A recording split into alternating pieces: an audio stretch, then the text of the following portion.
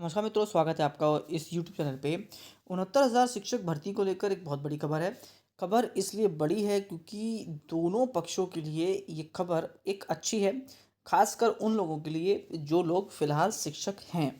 तो पहले पूरी खबर पढ़ेंगे फिर बात करेंगे। तो नई सूची की कवायद शुरू, चयनितों के समायोजन पर सबसे ज़्यादा माथापच्ची।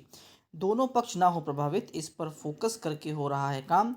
नई सूची जारी होने में 1.5 से 2 महीने का लगेगा समय। तो 69,000 शिक्षक भर्ती में इलाहाबाद हाई कोर्ट के हालिया आदेश के बाद बेसिक शिक्षा विभाग ने नई सूची पर मंथन शुरू कर दिया है। आरक्षण के नियमों के अनुसार सूची को तैयार करने के साथ ही विभाग इस पर ज़्यादा माथापच्ची कर रहा है कि नई सूची बनने के बाद नौकरी कर रहे जो अभ्यर्थी प्रभावित होंगे उनको किस तरह समायोजित किया जाए। सरकार और विभाग इस पर फोकस होकर काम कर रहा है कि दोनों पक्ष प्रभावित ना हो। इस कवायद को पूरा करने में 1.5 से 2 महीने का समय लगने की संभावना है। शिक्षक भर्ती में आरक्षण को लेकर चल रहे मामले में हाल ही में इलाहाबाद हाई कोर्ट ने पुरानी सभी सूची को रद्द करते हुए शिक्षक भर्ती की नए सिरे से सूची बनाने के निर्देश दिए हैं। इसके बाद मुख्यमंत्री योगी आदित्यनाथ ने बैठक कर विभाग को हाई कोर्ट के आदेश के अनुसार कार्रवाई करने के निर्देश दिए हैं। साथ ही ये भी कहा गया कि किसी के साथ अन्याय नहीं होगा। बेसिक शिक्षा विभाग ने इस पर तेजी से काम शुरू कर दिया है। विभाग के वरिष्ठ अधिकारियों के अनुसार आरक्षण के नियमों के अनुसार नई सूची बनाने के लिए प्रक्रिया शुरू कर दी गई है। इस बारे में शासन स्तर के साथ साथ विभाग के स्तर पर भी 2-3 बैठकें हो चुकी हैं। नई सूची को नियम अनुसार तैयार करने में अपेक्षाकृत ज़्यादा दिक्कत हो नहीं होगी। किंतु इस सूची के बनने के बाद जो 6 से 7 हज़ार अभ्यर्थी प्रभावित होंगे उनको किस तरह समायोजित किया जाएगा, इस पर ज़्यादा माथापच्ची हो रही है। 4 साल नौकरी कर चुके इन अभ्यर्थियों को समायोजन के लिए क्या प्रक्रिया अपनाई जाएगी, इसे लेकर शासन व विभाग के स्तर पर विकल्पों पर विचार किया जा रहा है। विभाग अलग से अलग अगर कोई भर्ती निकालेगा, इनको समायोजित किया करता करता है तो उसमें भी नियम अनुसार आरक्षण देना होगा। ऐसे में विभाग विशेष प्रावधान के तहत कैबिनेट के प्रस्ताव पास कराकर इनको समायोजित करने पर भी विचार कर रहा है। इस प्रक्रिया को पूरा करने में 1.5 से 2 माह का समय लगने की संभावना लगभग लगने वाली है। अब मुद्दे की बात कर लेते हैं।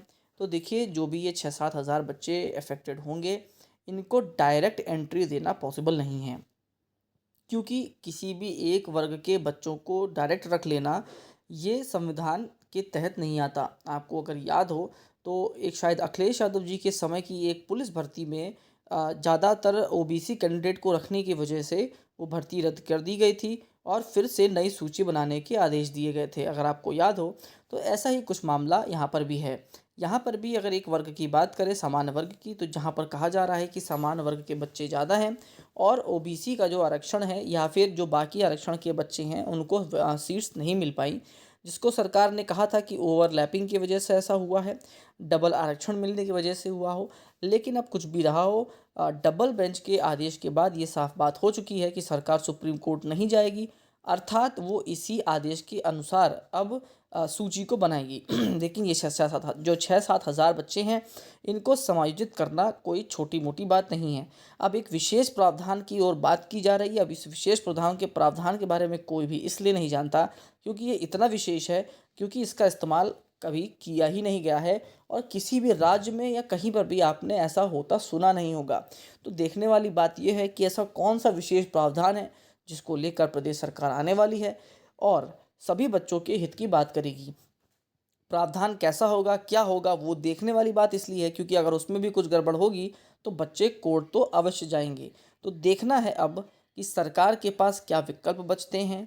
क्या नई भर्ती निकाल कर इनको उसमें एक्स्ट्रा गुणांक या मार्क्स देकर कोई वेटेज दी जाएगी, या कोई थर्ड तरीका निकाल कर कोई नियमों में ही फेरबदल या नियमों में ही खेल कर डायरेक्ट एंट्री, कोई नई भर्ती की ज़रूरत ही नहीं पड़ेगी, ऐसा कुछ करेंगे। क्या होने वाला है, ये बहुत बड़ा सवाल सभी के लिए है, चाहे वो 6,800 बच्चे बाहर हों और चाहे 6,800 बच्चे अंदर हों। सबके लिए ये विशेष चिंताजनक वाला मुद्दा है। सरकार के पाले में गेंद है। अब देखते हैं क्या करती है सरकार, इसको छक्के की तरफ मारती है या फिर खुद ही बोल्ड हो जाती है। जो भी खबर होगी वो देखने के लिए मिलेगी। तो चैनल को सब्सक्राइब कर लीजिए, मित्रों तक शेयर कर दीजिए। वैसे परेशान मत होइए, क्योंकि सरकार इसी कवायद में लगी है, तो कोई ना कोई बीच का रास्ता ज़रूर निकाल लेगी। लास्ट तक आपने वीडियो देखी, उसके लिए बहुत बहुत धन्यवाद। आपका दिन शुभ हो।